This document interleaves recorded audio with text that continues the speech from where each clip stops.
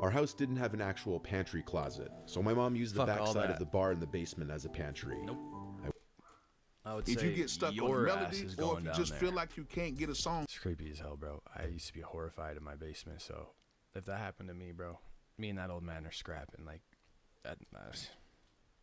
we're straight up scrapping. I'm throwing a 5-star frog splash off the top of the couch on you, buddy, while you're sleeping. Fuck that.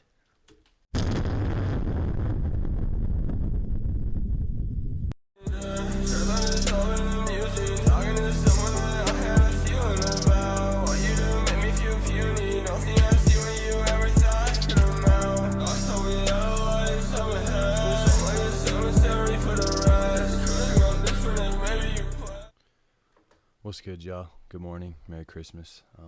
Hope you're having an amazing day with family. Staying safe out there. But let me know anything, if you got anything cool or anything like that. But yeah, man, today we're gonna hop into 3 scary real Christmas horror stories. Shout out Mr. Nightmare. Bit older of a video, but never checked this guy out, so hit that like and sub. I'm just gonna go into it. I'm going to be getting a new mic and things like that here soon, so upgrades coming, but it's all love. Appreciate y'all that chill with me, and yeah, bro.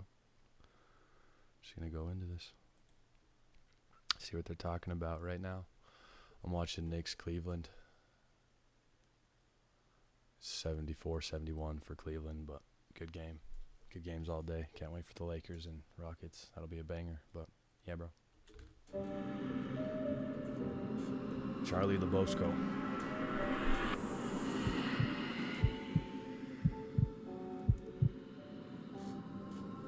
It was Christmas Eve night. We always hosted Christmas Eve at our house when I was a kid. My grandparents, uncles, and my cousins would always come. This year I must have been like 12. My mom was making duck, as she always did on Christmas Eve. I was helping her cook and prepare this year because my dad actually had a really bad cold and was trying to not touch anything or stay too close to anyone. Our family slowly started showing up one by one. My Uncle Joe first, with my cousins Chris and Valerie. They were the closest in age to me, so I've always been closest with them out of all my cousins.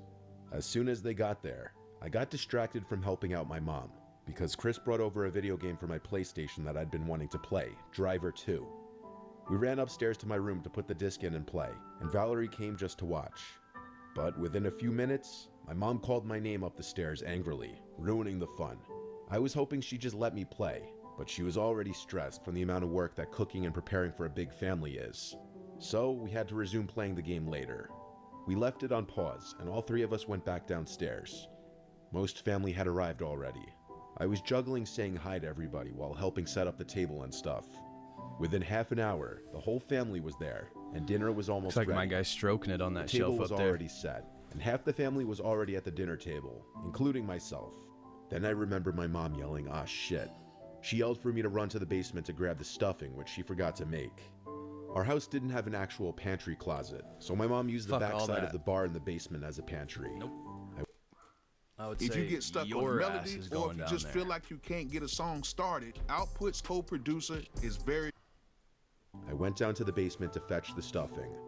I was behind the bar looking for the damn stuff, when I noticed a blanket covering something in the corner next to the 2 sofas. Fuck no, bro. At first glance, I assumed it was a person, one of my cousins hiding, trying to scare me.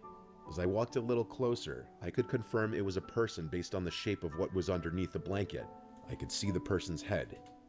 I stood there waiting to see if they'd react to my not making noise.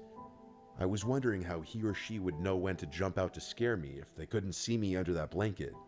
Suddenly the lights to the basement turned off, and I heard the basement door slam shut. I yelled "screw you" to whoever it was, Valerie or Chris. I knew it was one of them, not my older cousins. I was going to scare whoever was under the blanket. I had a feeling the 2 of them were trying to mess with me, but now the joke was on them. I was going to scare whoever was under that blanket. I tiptoed on the carpet to the corner of the room and yanked the blanket off whoever it was and started screaming to scare them. But instead of hearing one of my cousin's childish screams, I heard nothing. Then a very strong grip grabbed me. Whoever it was went for my neck as soon as they felt where it was in the dark. Dude, I got For a the few chills. seconds I thought it was Chris roughhousing me, and I was screaming at him to stop, but this felt like the grip of a grown man. I started to scream for my life with whatever air was able to escape my lungs. The door to the basement opened and the light turned on, revealing an old, dirty, disheveled-looking man. He let me go and ran to the basement door which led to the backyard, not the basement door that led to the upstairs. Half my family came rushing down. I was crying and screaming he went that way, pointing at the open backyard basement door. Two of my uncles ran outside to try to find him, while my mom and aunts came to my side to try to comfort me as I was... Bro, that's freaky as hell. This picture reminds me of my buddy's basement when we were younger. It's very similar. You'd walk down the stairs, and then there's an open room, and then the room to the right. Not a gym like that, but it's creepy as hell, bro. I used to be horrified in my basement, so if that happened to me, bro, me and that old man are scrapping. Like, we're straight up scrapping. I'm throwing a 5-star frog splash off the top of the couch on you, buddy, while you're sleeping. Fuck that. Crying. I was literally shook. My whole body was shaking and I felt ill. My mother called the police to report this. My uncles were out in the streets for like 20 minutes looking from house to house for the man. It made no sense because it didn't look like he would have been able to make it too far, which makes me think he was hiding somewhere in the backyard or a neighbor's yard. The officer said it sounded like some homeless squatter hiding from the cold, and that they'd gotten a number of these calls that month. That didn't make things sound any better after that allegedly homeless man had his hand around my neck. My cousins were trying to pull a prank on me, hence why they turned the light off and shut the door originally. But this was obviously not part of their plan. So my family learned a valuable lesson at my horrifying expense. Always keep every single entrance to your house locked at all times. Yeah, keep them bitches locked, bro. Cody Blaze. That shit was creepy, bro. It was Christmas Eve night. I was a little kid. My dad was briefly dating this woman named Sydney. My mom died when I was really young, so for most of my childhood, I didn't know what it was like having a motherly figure in the house. When my dad started seeing Sydney, she would spend the weekends at our house once in a while, and my siblings and I liked that. Sydney always seemed like a decent woman, but I was a little kid, and I was perhaps biased because I just liked having a woman in the house. It was Christmas Eve. Sydney was spending the weekend with us for Christmas. I don't think she had much family herself. We watched the movie Elf as a family, my brother, sister, dad, and Sydney. After the movie ended, my dad and Sydney went to bed. I stayed up with my brother a little later to watch the Polar Express. Around the time the movie ended, Sydney came downstairs to tell us that it's maybe time to go to sleep. I was young, but I was old enough to be suspicious about Santa Claus by now, and I had a feeling it was always my dad putting the gifts under the tree. I went to my room to play video games for a few hours. I snuck out of my room around 12 o'clock to see if the presents were under the tree yet. My bedroom was the only bedroom on the den level, so every other bedroom was upstairs. The living room and tree were on the first level, a half flight of stairs above my bedroom. I snuck out of my room and tiptoed up the stairs. I peered into the living room, which was lit up by the Christmas tree. There were presents under there, and there was Sydney under the tree. At first I thought she was placing the gifts there, and I thought I was right all along, that Santa wasn't real. But I quickly realized she wasn't placing the gifts there. She was shaking them, like trying to figure out what's inside of the boxes. She picked up one gift which was in a gift bag, started digging through it, and pulled out something that looked like it was for my sister, like makeup. She analyzed it and put it back in the bag. It's so easy to become a podcaster with Riverside. You just need a concept and a way to record it. First, go to Riverside. I didn't know what she was doing, but I kept watching. I saw her walk to the kitchen and go to the ledge where my dad keeps his wallet. What I saw next, I couldn't believe. She went through my dad's wallet and took out a few bills and put it in the pocket of her pajama pants. I kept watching as she went into the cabinet above the ledge, the medicine cabinet. She took out what looked to be one of my dad's prescription medication bottles, and she started analyzing it. She opened it, sniffed it, and then looked to her left, right at me. It was as if she was about to do something very bad and was checking that the coast was clear first, and she saw me right away. Her eyes widened and she put the bottle back in the cabinet. I hurried down the stairs back to my room and crawled into bed, with my little kid mind thinking I somehow could still pretend to be asleep. Seconds later, the door creaked open and then shut. I didn't look, but I didn't know if she entered the room or not. A few minutes passed and I finally felt it was safe to check if she was gone. I looked up and Sydney was standing right over my bed. I gasped and almost screamed. She looked down at me. All I could see was the silhouette of her figure, making the sight of her even creepier. She said she saw me watching her, and said in this angry whisper that she wasn't doing anything wrong. She just wanted to make sure my dad was taking his medication. I replied okay, and she said Merry Christmas and left the room. The next day, after we opened gifts, my dad came into the living room angrily and said, "Who took $60 out of my wallet?" I looked at Sydney right away, who glanced back at me as if she knew that I knew. At that moment, I didn't tell my dad what I saw. But later that day, when my dad was still angry at my siblings and I, thinking one of us did it, I told him the truth of what I saw. My dad didn't believe me at first, but when I told him that she was going through his medication too, he started to believe me, because why would I lie about that? Later that night, this created for a rather loud conversation between the two of them. But shockingly, my dad didn't ask Sydney to leave. She didn't admit to stealing his money, and I think my dad simply didn't know what to do. That night, I had my bedroom door locked, which my dad always told us to never do, but I just felt safer with it locked that night, and thank God I did lock it, because around the same time as the night before, I heard the doorknob to my bedroom door jiggle a few times. It was undoubtedly her, which the next day I confirmed when I asked my dad if it was him, and he said no. After she left that night, I begged and pleaded my dad to not have her over anymore because she scared me, and it looked like she was going to do something to his medication. I'm grateful my dad listened to me because he stopped seeing Sydney shortly after that.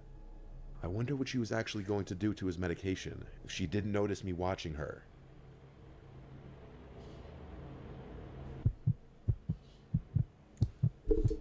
One, trying to get fucked up, or two, trying to drug your pops, bro, with something else, like crazy ass bitch, bro. If that's me and that happened to my door in the middle of the night, I'm opening that bitch and we are swinging. I don't give a fuck. My kid too. Christmas night of 2020. I scrolled down on the comments and they were saying this one's like creepy as fuck. So, bro, hopefully you ain't watching this shit at night. It was a Saturday night. Mike I went up to Newman. Vermont to be with my family for the holiday and stay with them for the weekend. I was staying there from Saturday, Christmas Day, to Monday. For Christmas Eve, I went with my girlfriend's or her family's gathering. For actual Christmas, I'd be with mine. She didn't come with me, though.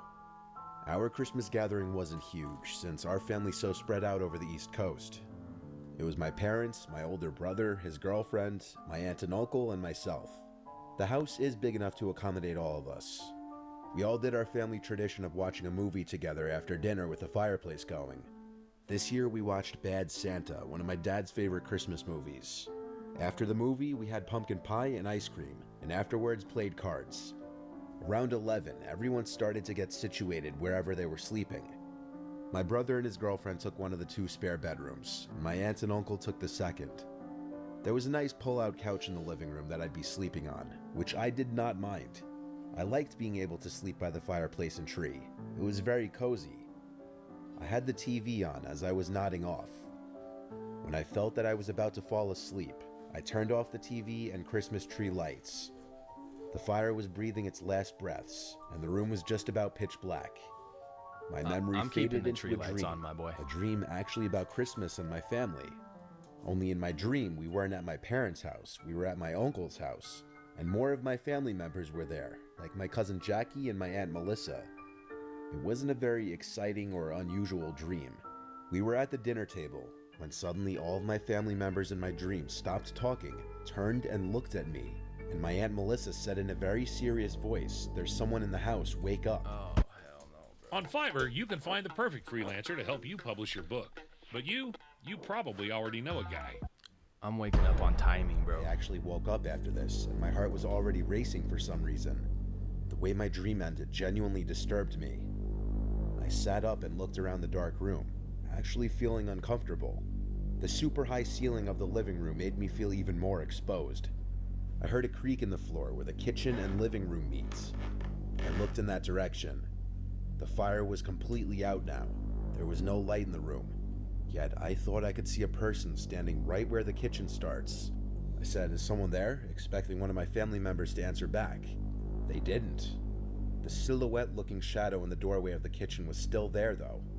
I sat up just a little more to look closer at the doorway. The silhouette then started moving. It was a person. "Who is that?" I said louder. Whoever it was went towards the back door, and I heard the back door close. I started screaming for my family to wake up, and everyone came out of their rooms. Everyone. So what I had just seen was none of my family members. So my dad, brother, uncle, and I threw on our shoes and coats and ran out into the cold looking around. We found a set of footprints in the snow leading into the woods. Mind you, it was like 2 in the morning and the neighboring houses aren't exactly on top of each other. So none of us were exactly eager to go into the woods following some unknown person's footsteps. We instead called the police, and while we waited for them, my brother and I stood in the backyard watching the woods. The creepy pitch black woods where someone was hiding, potentially looking back at us without our knowledge. Everyone else was inside looking to see if anything was stolen, and surprisingly, nothing of serious value was missing. But also, it's not like my parents had jewelry or money just sitting out in the open on the first floor. The police officers who came followed the footprints into the woods as far as they could until the trail seemed to disappear or just became impossible to follow. They had not gotten any other calls regarding break-ins that night, at least not to that point. But the next day, nothing was on the news about any break-ins either. So it may have just been a one-off fluke thing where my parents' house happened to be the target of someone trying to steal valuables, like expensive Christmas presents potentially. I'll tell you one thing though. I had a rough time falling asleep that following night in that living room again. No shit. The image of that person in the doorway to the kitchen still haunts me. I'm sleeping with a strap, my bye. Bro, good ass video. That shit was horrifying. Like, to wake up out of a dream being told that and then to have it actually be going on at that time of night, bro, as a kid, that would traumatize you. I've had dreams wake me up and have it be reality as well, so falling into sleep paralysis a lot. And had them visions, dreams tell me the truth, bro, about shit. So it's a trip. That would have horrified me. But let me know what y'all thought. Dope ass video. Got a few more here. If y'all want to see any of these, let me know. They look creepy as hell. 4 scary true childhood Home Alone stories, bro. That one would give me the creeps. But yeah, bro. Let me know what y'all thought. Shout out Mr. Nightmare. Dope ass little video. I'm gonna sub up and like. Appreciate it if y'all could do the same. We're almost at 200. I'll check out more of these. But yeah, bro, I've been grinding. I know my quality ain't the best, but the consistency's there, and I'm just gonna keep learning. So, all love. Hope y'all have happy holidays and a happy new year. Stay safe out there. You never know what can happen to you. Most people's worst days are ahead of them still, so hang in there, bro. But all love. Appreciate y'all. And this time we've been sitting here, the Cavaliers went up like 10 to 15 on the Knicks, so whatever that means, bro. That's crazy, but all love, bro.